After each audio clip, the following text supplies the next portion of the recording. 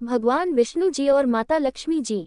एक बार भगवान विष्णु जी शेषनाग पर बैठे बैठे बोर हो गए और उन्होंने धरती पर घूमने का विचार मन में किया। वैसे भी कई साल बीत गए थे धरती पर आए और वह अपनी यात्रा की तैयारी में लग गए। स्वामी को तैयार होता देखकर लक्ष्मी माँ ने पूछा, आज सुबह सुबह कहाँ जाने की तैयारी हो रही है?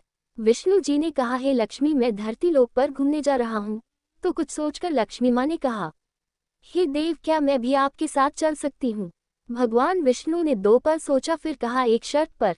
तुम मेरे साथ चल सकती हो। तुम धरती पर पहुंचकर उत्तर दिशा की ओर बिल्कुल मत देखना। इसके साथ ही माता लक्ष्मी ने हाँ कह के अपनी मनवाली और सुबह सुबह माँ लक्ष्मी और भगवान विष्णु धरती पर पहुंच गए।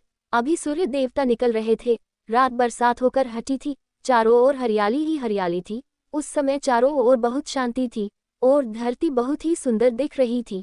और माँ लक्ष्मी मंत्रमुग्ध होकर धरती को देख रही थी और भूल गई कि पति को क्या वचन देकर आई है।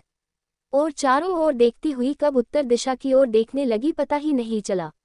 उत्तर दिशा में माँ लक्ष्मी को एक बहुत ही सुंदर बगीचा नजर आया और उस तरफ से भीनी भीनी खुशबू आ रही थी और बहुत ही सुंदर सुंदर फूल खिले थे। यह एक फूलों का खेत था और माँ लक्ष्मी बिना सोचे समझे उस खेत में गई और एक सुंदर सा फूल तोड़ लाए।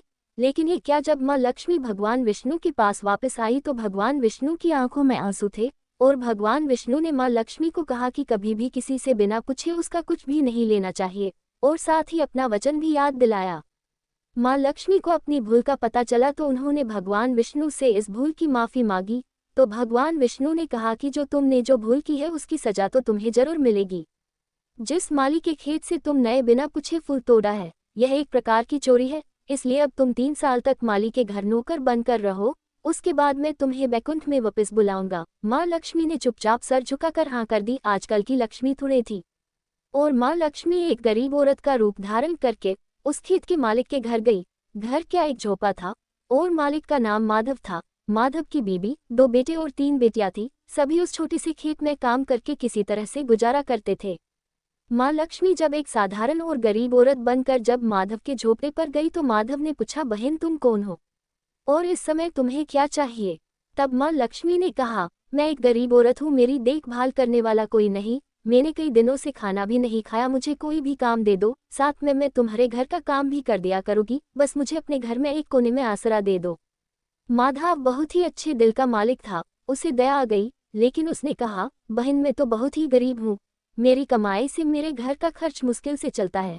लेकिन अगर मेरी 3 की जगह 4 बेटियां होती तो भी मैंने गुजारा करना था। अगर तुम मेरी बेटी बनकर जैसा रूखा सूखा हम खाते हैं उसमें खुश रह सकती हो तो बेटी अंदर आ जाओ। माधव ने माँ लक्ष्मी को अपने झोपड़े में शरण दे दी और माँ लक्ष्मी 3 साल उस माधव के घर पर नौकरानी बनकर रही। जिस दिन माँ लक्ष्मी माधव के घर आई थी उससे दूसरे दिन ही माधव को इतनी आमदनी हुई फूलों से कि शाम को एक गाय खरीद ली। फिर धीरे धीरे माधव ने काफ़ी ज़मीन खरीद ली और सब ने अच्छे अच्छे कपड़े भी बनवा लिए और फिर एक बड़ा पक्का घर भी बनवा लिया। बेटियों और बीबी ने गहने भी बनवा लिए और अब मकान भी बहुत बड़ा बनवा लिया था। माधव हमेशा सोचता था कि मुझे ये सब इस महिला के आने के बाद मिला है। इस बेटी के रूप में मेरी किस्मत आ गई है मेरी। और अब 2-5 साल बीत गए थे लेकिन माँ लक्ष्मी अब भी घर में और खेत में काम करती थी। एक दिन माधव जब अपने खेतों से काम खत्म करके घर आया तो उसने अपने घर के सामने द्वार पर एक देवी स्वरूप गहनों से लदी एक औरत को देखा। ध्यान से देखकर पहचान गया, अरे ये तो मेरी मुंह बोली चौथी बेटी यानी वही औरत है। और पहचान गया कि यह तो माँ लक्ष्मी है। अब तक माधव का पूरा परिवार बाहर आ गया था और सब हैरान होकर माँ लक्ष्मी को देख रहे थे। माधव बोला, है माँ हमें माफ कर, हमने तेरे से अनजाने में ही घर और खेत में काम करवाया है माँ, ये कैसा अपराध हो गया है माँ, हम सबको माफ कर दे।